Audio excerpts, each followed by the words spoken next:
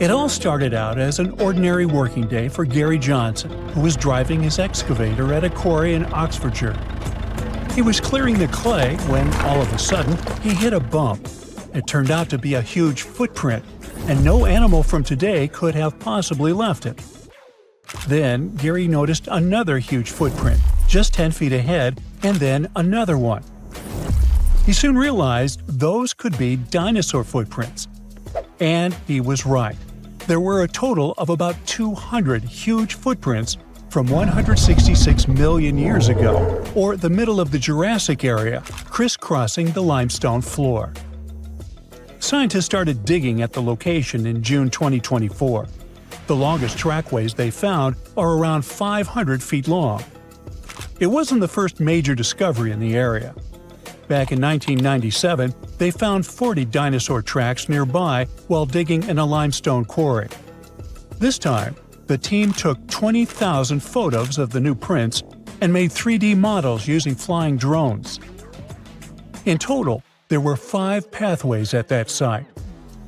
4 of them were made by sauropods, which were huge plant-eating dinosaurs that walked on all 4 legs. Their footprints kind of look like giant elephant prints, only way bigger, because these dinos could grow up to 60 feet long, about 2 times as long as a London bus. The 5th track might have come from a megalosaurus, a carnivore. Its footprint looks like the kind you'd see in a cartoon. It's called a tridactyl, which means it has 3 big, clear toes. Hey, just like me. Kidding. Unlike previous dinos, these guys could walk and even run on there too. Back then, the area they lived in was like a warm, shallow lagoon, and these dinosaurs squished through the mud, leaving their footprints behind. The footprints can help us learn how fast the dinosaurs moved, how they walked, how big they were, and what kind of environment they lived in. You can't learn all that from bone fossil records, which makes this discovery super important. Scientists think that a big storm helped save the prints in such great condition. It could have dumped a lot of mud on top of them, keeping them safe from being washed away. Just several months after the Oxfordshire discovery, scientists found over 260 matching dinosaur footprints more than 3,700 miles apart on different continents, in Brazil and in Cameroon. When they studied these prints, they realized they were about the same age and shape and came from the same type of land and plate tectonic contexts. Northeastern Brazil and what is now Cameroon in Africa is one of the last tiny land bridges where dinos could cross between the landmasses freely before the continent of Gondwana broke away completely, around 120 million years ago. Africa and South America started drifting apart around 140 million years ago, and the South Atlantic Ocean slowly filled the gap between them. As the land split, big basins formed, and rivers and lakes began to fill them up. The footprints were found in those very basins, on both sides of the ocean. Most of the prints were made by 3-toed theropods, which were meat-eating dinosaurs. But there were also prints from sauropods and ornithischians, who were herbivores. The plants in those river valleys fed the plant eaters, which helped build a whole food chain. And the muddy ground helped preserve the dinosaurs' footprints, just like in England. The latest footprint discovery, this time in the Scottish Isle of Skye, helped scientists learn something new about the dino habits. So far, they've found more than 130 footprints at Prince Charles Point. And it turns out that huge meat-eating dinosaurs and their plant-eating prey shared the same water here 167 million years ago. Some of the tracks were made by megalosaurs, meat-eating dinosaurs that were early relatives of the T-Rex. Others were from huge, long-necked plant eaters. Some of them were 3 times bigger than an elephant. The scientists looked closely at the footprints to figure out how the dinosaurs walked and moved around. They believe the dinosaurs were hanging out near shallow freshwater lagoons, just like animals today gather around watering holes. Another important discovery from the Isle of Skye is 2 super rare fossils that are helping scientists rewrite the whole evolution of mammals. Some shrew-like creatures today live just around 1 or 2 years, right? Well, those little guys used to stick around for 7 years or even longer. Scientists found two nearly complete skeletons of it on Skye. One was a grown-up and the other was a young one. To figure out how these animals lived and grew, scientists used high-tech X-ray scans to look inside the rock and check the teeth, kind of like counting tree rings to find out how old the tree is. The younger creature was still changing to adult teeth, but was already about 2 years old, which is very unusual for small animals. It lived in the area during the Jurassic period, when Skye was warm, tropical, and full of shallow seas and thick forests. Back then, these tiny and strange early mammals were just starting to appear in a world ruled by dinosaurs. But they were the beginning of the long line of mammals that would one day include cats, whales, and humans. Scientists are learning about the final days of dinos from a new fossil site in Argentina. Most of what we know about the impact of that dramatic asteroid hit comes from North America, where T-Rex and Triceratops once lived. But now, we get to see what happened further south. The team of scientists working in a local quarry found bones from hadrosaurs, which are pretty rare in South America. Long ago, this desert area was warm and full of plants like ferns and palms. There was a stream flowing through wide, flat lands, which helped bury and preserve the animals that lived there. Back in 2020, scientists were exploring the area when a paleontologist found a dinosaur foot bone. They kept looking even through heavy rain and discovered a whole group of fossils, not just from one dino, but from several of different ages, maybe even a whole herd. Another super important discovery here was a tiny mammal jaw with 5 teeth found just 2 hours after searching the site. The jaw came from a small plant-eating mammal. These creatures were about the size of a chipmunk and had very special teeth with ridges and grooves for chewing plants. This was the first time a mammal jaw had ever been found in that whole area, and it made scientists realize the site could tell them more than just dinosaur stories. The team also found a tooth from another dinosaur and a claw from a smaller predator. All the fossils found here could help answer some big scientific questions, like were the dinosaurs already slowly disappearing before the asteroid hit, like they probably did up north? And what happened to the animals that survived the asteroid hit? Several years ago, scientists found another fossil, this time encased in amber, that came back from a time when dinosaurs walked the Earth. The world looked very different, but it also had some surprising things in common with today. Back then, the night skies were also lit up by glowing fireflies, and the dinos probably watched them like we do. The amber is 99 million years old, and this special firefly is only the second one ever found from the Mesozoic era. Finding these kinds of fossils is really hard, because fireflies have soft bodies that don't turn into fossils very well. That makes it tricky for scientists to figure out exactly how and when these beetles started to glow.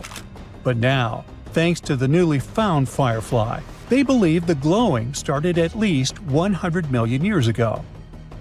The fossil helps fill in the gaps in the evolution of fireflies and their ancestors. It shows that important parts, like their glowing bellies, have stayed the same since the middle of the Cretaceous period. So, let's consider velociraptors as pets. Yeah, walking your dino in the park, playing fetch, and we probably could have it now if it hadn't been for those pesky asteroids. To be fair, we ended up with mammals, which, let's face it, it was a pretty solid trade. But here's the big question. Why didn't reptiles make a grand comeback? Why did mammals rise instead? The answer, believe it or not, involves fungi. Yup, the same stuff that gives you athlete's foot and ruins your leftovers also wiped out dinosaurs. Welcome to the weirdest twist in extinction history. It all started with a very bad day 66 million years ago, when a 9-mile-wide asteroid crash-landed in what's now Mexico. The space rock was moving so fast that it vaporized on impact, punching out a crater 10 times its own size. Now, if you remember anything from your physics class, and no judgment if you don't, high speed means high energy. And that energy turned into a blast wave and heat so intense it could have cooked anything in the area instantly. And it didn't stop there. Tiny molten rock beads rained down globally, generating radiation equivalent to 20 million megatons.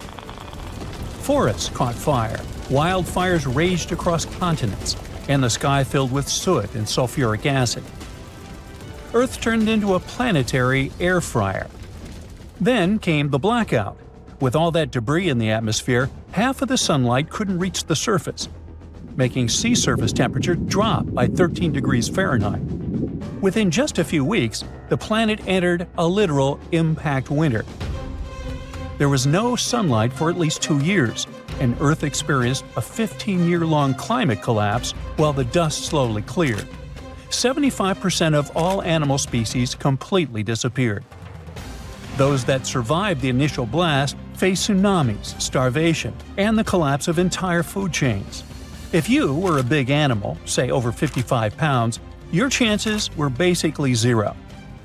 And if you were a plant, forget about it. No sunlight means no photosynthesis. And that means no plankton, no trees, no grass, and eventually no herbivores, which means no carnivores either.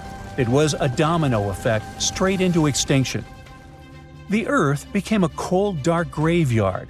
But there was one organism that looked around and said, "Yeah, this is perfect." And it was fungi.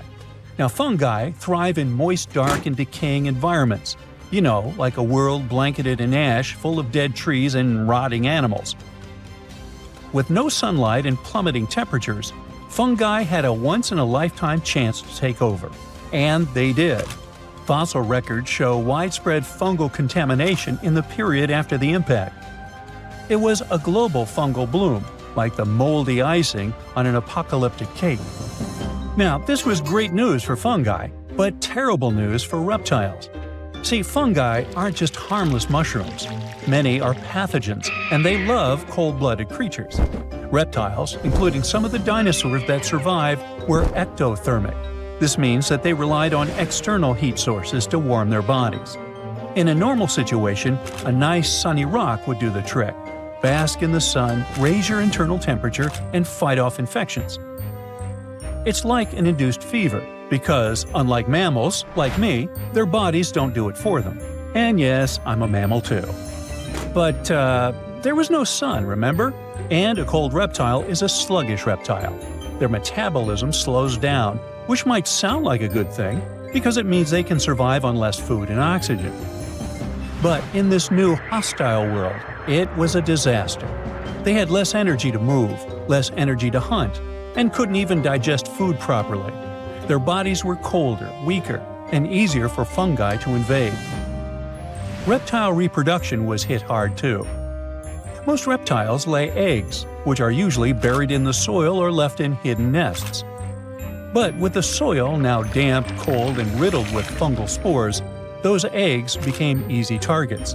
Spores penetrated the thin egg shells, destroying the embryos before they could hatch. So not only were adult reptiles struggling to fight infections, but their future generations were being wiped out in the nest. This vulnerability isn't just ancient history. We still see reptiles and amphibians struggling with fungi today. There's a type of fungi, hey, you try to pronounce this, that decimated frog populations. And reptiles in colder or poorly maintained environments have to deal with fungal skin infections. Which brings us to the protagonists of the era, mammals. At the time of the impact, mammals were tiny, scrappy creatures about the size of a rat. But they had a secret weapon, actually several.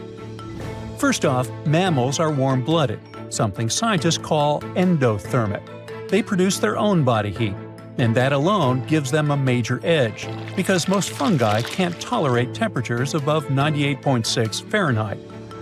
So, while reptiles were freezing and being turned into fungal buffets, mammals were literally too hot to handle.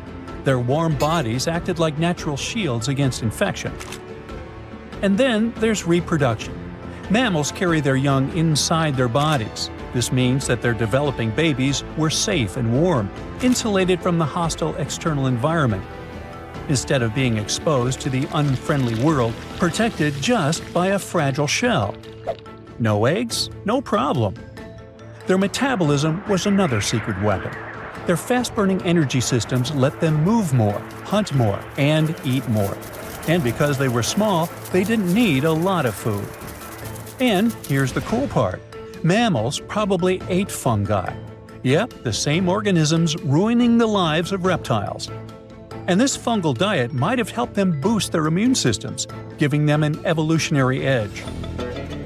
Over generations, this resistance was passed down, which explains why fungal infections mostly give us an annoying rash, but still wreaks havoc among reptiles. Of course, not all dinos were cold-blooded. In fact, some massive creatures, like the T-Rex, were warm-blooded. But, warm-blooded or not, their size worked against them.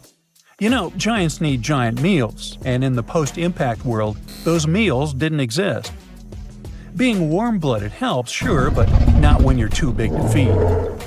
Small dinosaurs, however, were a different story. Some survived, and we call them birds. Their small size meant they were lighter and needed less food, and their feathers helped with insulation. Being able to fly was also a flex, since they could reach food in higher places. Their beaks and guts were adapted for flexible diets, and bigger dinos were definitely picky eaters. Evolution did its thing, and the line between birds and dinos blurred forever. The same survival playbook worked for mammals. Small size? Check. Safe reproduction? Check. Versatile diets? Double check. While the rest of the world was on pause, mammals scurried through the underbrush, dodging disaster and waiting for the dust to settle. And then it did. The sun eventually came back. Plants started growing again. Life rebooted. But this time, the stage was different, with big reptiles mostly gone. No more towering predators, no more thundering herds of horned beasts. Mammals had room to stretch, and they did. They grew fast, but not too fast. Mammals never got dinosaur-sized, and that's not a coincidence. Large herbivores today, like elephants, have it easy since their food doesn't run away from them. But large predators are rare for a good reason. Hunting is hard. Your prey sees you coming, so you can't be a big, tall dummy running around. Besides, you need energy to chase, stamina to fight, and a metabolism to match. And you know how that worked out for dinos. Not to mention, mammal bones aren't built like dinosaur bones. The latter had hollow structures, even air sacs, to support their size. But if you stack too much weight on a mammal's bone, it'll snap. Nature has limits, and mammals have learned to work within them. So, when the light returned, reptiles were fewer and more fragile, clinging to the edges of ecosystems. Mammals, on the other hand, were everywhere. Before the asteroid, dinosaurs kept mammals small, and mammals, well, they didn't get much say about that. But now, with the giants gone, mammals could finally level up. And fungi? Well, they stuck around too. But mammals had already passed the ultimate test and came out on top. Thanks to their body heat, internal babies, flexible diets, and a little help from some deadly mushrooms, mammals inherited Earth. So yeah, no pet velociraptor. But maybe that's okay. You got a cat, right? Close enough. Actually, I think dogs are better. How do you feel about that? Let me know in the comments. Now this bad boy was the size of a husky and could maybe pass for one, except it didn't have any fur and was a top predator with extra long blade-like canine teeth. Ooh, charming.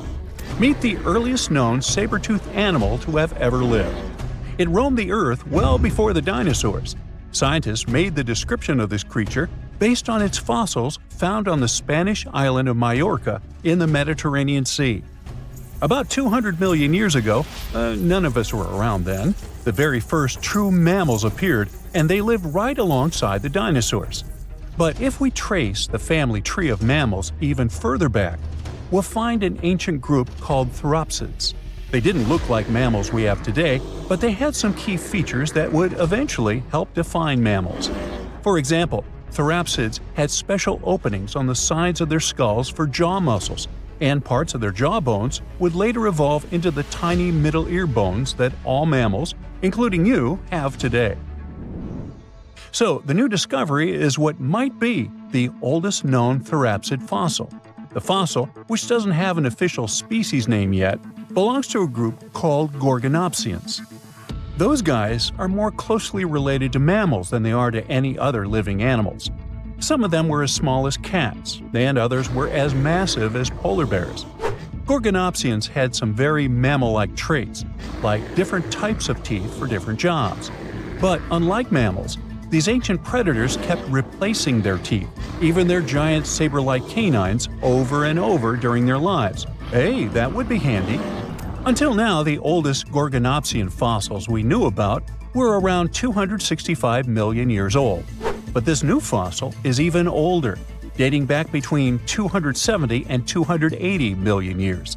The find was super detailed and complete, including its sharp knife-like fangs, part of its jaw, pieces of its spine, ribs, tailbones, and toe bones, plus most of one of its back legs.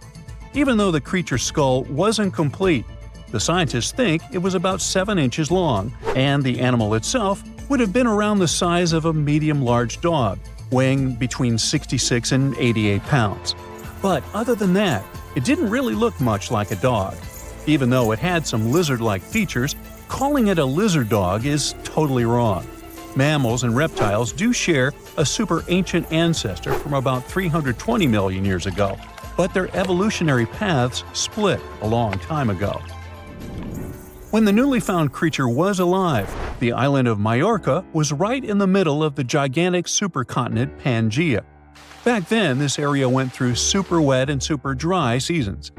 Scientists have always wondered if major moments in mammal history happened in tropical places like this, but we just didn't have the right fossils to prove it. Now, with the discovery of the oldest known Gorgonopsian in Majorca, the missing pieces of the puzzle are coming together. It looks like some huge steps in mammal evolution could have happened in low-latitude environments we haven't explored much yet. The so-called gap in the fossil record might just be because paleontologists weren't looking in the right spots. Our hero of the day wasn't the only cool guy rocking the planet before Dino settled in. Over 500 million years ago, the weirdest predators to have ever existed ruled the oceans. The name is a bit tricky to pronounce, so I'm not going to.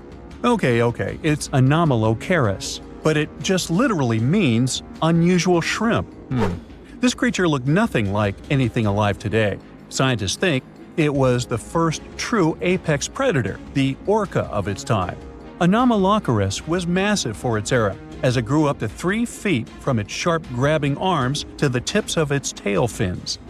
For a while, everyone thought trilobites were its go-to meal, but new research shows it wasn't strong enough to crack open trilobite armor.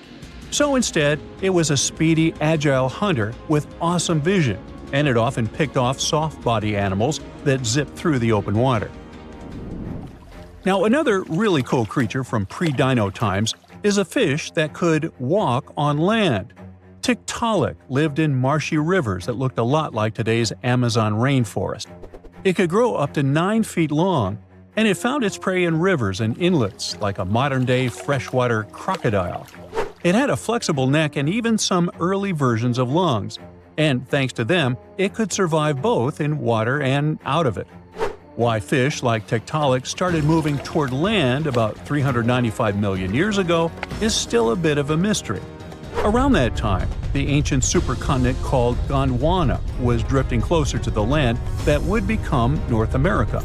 This slow movement created lots of shallow, swampy habitats, which were perfect places for crocodile-like animals to thrive. Plus, these areas were near the equator, so they were warm and tropical. But there wasn't a lot of food waiting for them on land, so maybe they moved there for safety reasons. There were fewer predators and better spots to lay eggs there compared to the water. Creatures first adapted to living in open water, then shallow water, then marshes and river edges, And only after a long, slow transition did they finally step fully onto land. Now, how about a millipede the size of a small car and weighing as much as a large dog? This beauty lived over 300 million years ago in what is now England. Back then, during the Carboniferous period, Earth's atmosphere had way more oxygen, over 26%, compared to today's 21%. Scientists used to think the high oxygen levels were the only reason these creatures could get so big. But back then, they found a new fossil from a time when oxygen wasn't that much higher than today. They discovered it purely by accident, when a boulder split just right and revealed one of the most complete and largest giant millipede specimens ever. This one could have lived not just in swampy areas, but also in open woodlands filled with tasty seeds, nuts, and maybe even small animals. There's a chance that this beast wasn't a slow, plant-munching crawler, but a predator that would snap up whatever it could find. After dominating the Earth for about 45 million years, the giant millipedes eventually vanished. Probably the reptiles pushed them out, clearing the way for the age of the dinosaurs. Now, in case you ever wondered what would happen if you crossed a polar bear with a saber-toothed cat, here's the answer. This guy ruled the southern ecosystems after migrating 7,000 miles across the supercontinent Pangaea around 252 million years ago. It had a tough skin like a rhino's and massive canines, perfect for tearing away huge chunks of meat, and it was an excellent runner. Once it got to its new home, in what is now South Africa, it replaced a whole group of local predators. But its glory didn't last long, as closer to the end of the Permian period, massive volcanic eruptions made the weather patterns change and wiped out about 90% of all species. And because top predators are usually big, slow to grow, and not super common, they often vanish among the first when massive extinction events hit. And that's how our guy here went extinct. Our final creature of the day was a dragonfly that lived around 300 million years ago and had a wingspan of over 2 feet, 6 long, spiny legs, and huge, bulging eyes. Pangaea. This 4-winged giant is most likely the largest flying insect that ever lived, and it easily outsizes today's dragonflies, which are its distant relatives. Like modern dragonflies, Pangaea like to hang out in open areas near ponds and slow-moving streams. But unlike today's dragonflies, it wasn't just catching tiny bugs. This guy was likely the top predator in these open spaces. It used the spines on its legs like a flying trap to snatch prey out of the air, including other flying insects, small amphibians, and even lizard-like creatures. Scientists found the first fossils of Pangaea in 1880 in the coal-rich rocks in France. The fossils were incredibly well preserved and showed off the detailed vein patterns in their wings. Scientists think Pangaea grew so huge because it didn't have much competition from vertebrates, and the air back then, during the Carboniferous period, had a lot more oxygen than it does today. There's a monster hiding in the remote forests, swamps, and rivers of the Congo Basin in Central Africa. It has a long neck, looks like a dinosaur, and is the size of an elephant, or maybe a hippo at least. That's what people who claim to have seen it say. It should have gone extinct millions of years ago, but this Congo's version of the Loch Ness Monster somehow survived. This creature is the Mokele Mbembe, which means one who stops the flow of rivers, and more folks are saying they've seen it lately. European explorers first heard the stories of this creature from the people living near the Congo River in the early 1900s. A German captain even included a description of the monster in his official report from his expedition. The locals told him the animal was of a brownish-gray color with smooth skin, a very flexible neck, and only one long tooth that could be a horn. Some of them mentioned a long, muscular tail, like that of an alligator. They also said that the creature lived in the caves, but climbed the shores even in the daytime to find some plants to eat. Locals also believed its favorite snack was a kind of liana with large white blossoms. Some of them even showed the German captain some fresh path the monster left leading next to those plants. And oh, they warned him that Mokele Mbembe definitely didn't like humans and took down any canoe that would sail nearby. Dinosaurs were a real hit in pop culture in the 1910s, and several newspapers in Europe and North America wrote about the dino-like monster from Africa back then. In the later years, several expeditions traveled to the Congo Basin to search for Mokele Mbembe or interview claimed witnesses. They did not find any direct physical evidence, but collected many stories.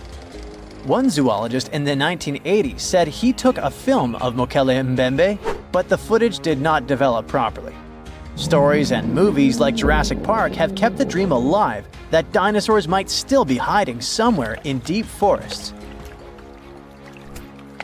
At some point, people stopped reporting sightings of the creature as often, so it almost became a forgotten legend. But it all changed recently, as many people claim to have witnessed the mythical monster with their own eyes. Cryptozoologists, those fans of mysterious creatures, believe it could be a dinosaur that, for some reason, didn't go extinct, related to a Brachiosaurus or a Diplodocus. This idea comes from how people describe seeing the creature, with a super long neck, a huge body, and a tiny head. They think it might have stayed hidden in the deep forests of Africa all this time. But scientists say that if it really were the last living dinosaur, we would have found some real proof by now, like a photo or bones or something showing it walking around the Congo Basin. Some expeditions that are trying to find proof the monster is real have even used sonar technology to scan the murky waters of Central African rivers and lakes in search of any large, unidentified creatures. Some people even narrowed down the monster's location to a specific remote lake, surrounded by untouched jungle in the swamps. So far, the search for evidence hasn't been successful. The explanation behind all the sightings of the Mokele Mbembe could be the changing ecosystem. More and more human settlements are moving into the huge Congo Basin rainforest. People aren't used to seeing large animals that live in the forest, so they believe they have witnessed the mysterious creature from their folklore. The human brain often fills in the gaps in something we don't know and uses imagination to explain it, especially if there's a ready-made version that everyone's heard of. But still, we can't completely rule out the possibility that there are some new, unknown species of animals hiding in the Congo forests. Maybe just not a missing dinosaur. Another legend, this time Mongolian, says there's a giant worm living deep in the Gobi Desert. Yep, similar to the monster you've seen in Dune. The creature, which is supposedly up to 6 feet long, can spit acid that could melt anything and shoot electricity. They say it spends most of its days hiding underneath the sandy dunes, but likes to come out during the wetter months of June and July.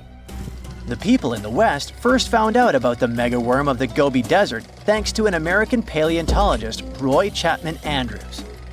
This brave man was probably the inspiration for Indiana Jones. In 1926, he wrote about the creature in his book. At the meeting with Mongolian leaders, Andrews heard detailed descriptions of the creature, even though none of them had ever seen it themselves. One of them said it looked like a sausage that was about 2 feet long, with no head or legs. According to him, the worm was so poisonous that just touching it could instantly take your life, and it lived in the loneliest parts of the Gobi Desert. Andrews didn't think the creature was real, but he shared these stories again in another book. And then, stories of the monster spread around the world. In some of them, it's only 1 foot long. In others, it's as large as a human. Some say it looks like a snake, and some describe it as a caterpillar. Some people claim it has wings and can fly, and others think it could be a supernatural evil being without a body. The color of the creature also remains a subject of debate. It could be white-gray, brown, or even bright red. The stories of witnesses are probably so different because the creature doesn't even exist. In 1983, one scientist who was visiting the region heard that an old man had managed to finally catch the mysterious worm. He also found out there was a nest nearby and decided to risk it all and see it. But instead of a scary monster, there was a tartar sand boa inside. Luckily for the scientist, this snake is non-venomous, but it does have gray-brown scales and could match the description of the giant worm. When he showed it to the locals, supposedly all of them said it was the monster they had seen. Big expeditions from America, Britain, and New Zealand came to the Gobi Desert to try and find the creature. Many other adventurers came from all around the world on their own, but found no evidence the monster was real. But many Mongolians are sure the death worm is no fantasy. If you don't believe there's a monster in the Gobi Desert, how about one in Lake Worth in Texas? According to local folklore, there's a part human, part goat creature with scales and long clawed fingers hiding there. It all started back in July 1969, when locals claimed to have spotted this mysterious creature roaming around. The newspapers loved the story and started reporting about new sightings. One article said that the monster jumped out of a tree and landed on some guy's car. Another report claimed that the Lake Worth monster decided to throw an automobile tire at a group of people. Someone even managed to take a photo of the creature, and the newspapers published it. Locals started flocking to the lake at night, hoping to catch a glimpse of the creature, but no one could find any evidence it was real after all. The author of the monster's photograph later said it was most likely someone's prank, because the creature really wanted to be seen. Then, a reporter from the local newspaper received an anonymous letter saying that it was 3 high school students who decided to dress up and scare people. Even despite this, some cryptozoologists think it could have been an undiscovered primate species that walks on 2 legs. We don't know if the Worth monster is real, but it does one good thing and brings together the local community. Every year since 2009, they throw the Lake Worth Monster Bash. So, theoretically, humans can survive an asteroid that has the potential to destroy entire planets. It won't be a walk in the park, though. Let's go back in time to 66 million years ago, in the late Cretaceous period. The Earth, before humans, where dinosaurs are thriving. The plants and animals are rich and diverse. You'd see a T-Rex chasing a Triceratops, or the massive Alamosaurus, one of the biggest animals to ever roam the planet, towering over the landscape. In Texas, they remember the Alamosaurus. And watch out for the Ankylosaurus, a living tank swinging its tail like a wrecking ball at any threat. As you're about to enjoy a quiet evening under the stars, a bright new light appears in the sky of the northern hemisphere. Now, a new star in the sky doesn't really stand out at first. It's just twinkling like the rest. But give it a few hours and you'll notice it's getting brighter. Check again the next night and boom, it's the brightest thing in the sky, outshining planets and even the moon. Then finally, it horrifyingly outshines the sun. The star was the Chicxulub asteroid, which left a gigantic crater now called Chicxulub Crater in Mexico's Yucatan Peninsula. The asteroid enters the Earth's atmosphere at a blistering 12.5 miles per second. It blasts through 60 miles of the atmosphere in about 3 seconds. It falls so fast that even the air can't get out of its way. The air gets squashed and heats up to thousands of degrees in a blink. Before the asteroid even touches the ground, this super-hot air has already vaporized much of the sea where it's about to strike, near the Yucatan Peninsula. Then, in a flash, the asteroid smashes into the Earth, screaming over Central America with a loud boom that echoes everywhere. It doesn't just smash the ground, it makes the soil and rock flow like liquid. The asteroid digs a hole so wide and deep that it nearly touches Earth's inner layers and throws up dirt more than 20 miles high. At that exact moment of impact, the asteroid also turns its massive speed and weight into heat in a split second. It puts so much energy into the Earth that it makes molecules move faster than the surface of the Sun. This massive energy created a giant ball of plasma, superhot charged gas that includes bits of vaporized rock. This all shot out at incredible speeds. The shockwave from the impact and the heat turned the Earth around the crash site into gas instantly. This set off earthquakes all around the world. And it's not just the rocks flying around that you need to worry about. As they plummet through the sky, they rub against the air, heating up so much that they set fires all around the world. The heat they give off could be compared to an oven cranked up to its highest setting. This fiery shower causes most of the world's trees to burn down. The entire world is now on fire. Soon it changes everything. In a blink, dinosaurs were wiped out, making way for mammals to rise. And not only dinosaurs, 75% of species and big creatures disappeared, leaving behind only some small birds and critters. So, how could you, a human, survive something like that? Now, some animals made it back then. To survive, we need to learn from their resilience. The only birds that survive even in the toughest conditions are the ones nesting safely on the ground. Among the few larger animals that manage to dodge extinction, all have ways to deal with the heat. Some, like certain small mammals, snakes, and lizards, can dig themselves into cooler underground burrows. Others, like crocodiles and turtles, just hide in the water. So, if you're exactly on the other side of the planet when the strike happens, and you act super fast, you might just make it. Right now, the impact is about 10,000 miles away, but don't underestimate its power. As soon as you hear the loud boom, head underground as quickly as you can. And be careful, because you'll feel the earth shake about 30 minutes later. Hide in a deep cave, preferably with a narrow entrance. It would protect you from the falling debris, and the temperatures underground would be stable. Also, some caves have natural water sources, rivers or streams. You might also prepare for the not-so-great diet of insects, fungi, or poor small animals that also seek refuge in the cave system. But it's better than nothing. You also need to be extremely far away from any large bodies of water. Being near the ocean might seem like a safe bet during a massive asteroid impact because the sea can buffer extreme temperature changes. But the earthquakes trigger terrifying tsunamis, even in lakes or fjords. The asteroid's crash sets off not just one tsunami, but many, and they're as tall as skyscrapers. Within an hour, colossal waves between 600 and 1,000 feet high hit the Gulf Coast, slamming into places like Mexico and the southern United States, and flooding miles inland. These waves are so powerful, they even push rivers backward.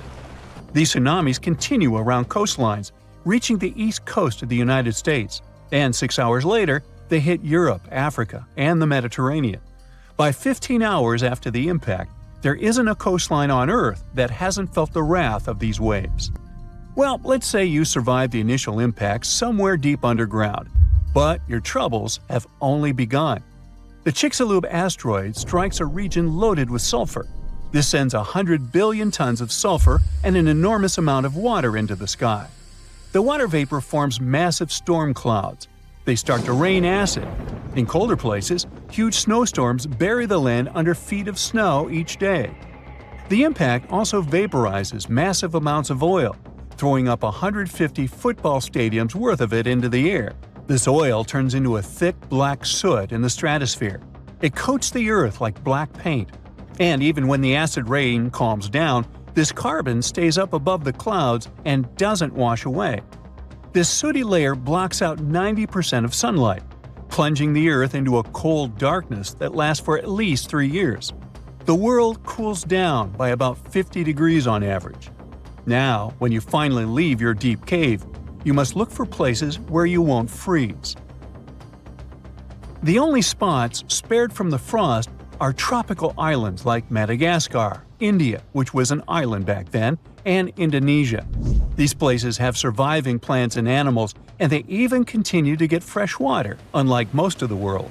Everything else in the world looks like a huge nuclear wasteland. These tropical islands are safe spots during an asteroid apocalypse, but don't think of them as paradise.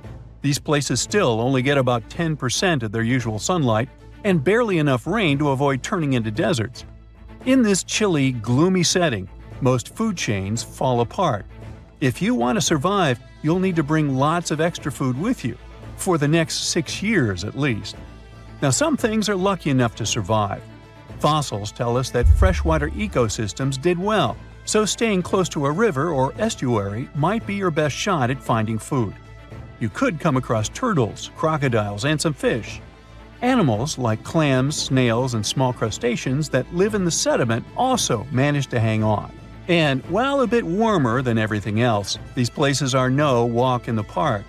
You'd need to pack warm clothes to have any chance of survival. Now, if we add all this together, the best spot for surviving the Chicxulub asteroid would be Indonesia. It's a mountainous, tropical country that consists of several islands.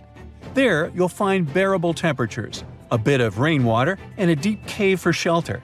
This could protect you from the falling tektites, the intense heat, and even help you find something to eat in the rivers and lakes. But if you stumble upon any shrew-like creatures while scavenging for food, time traveler, please let them be. It's not clear how many survived the Chicxulub impact, and eating one could have unforeseen effects on the future of humanity. Like, don't eat your great-great-great-great-great-great-grandfather, right?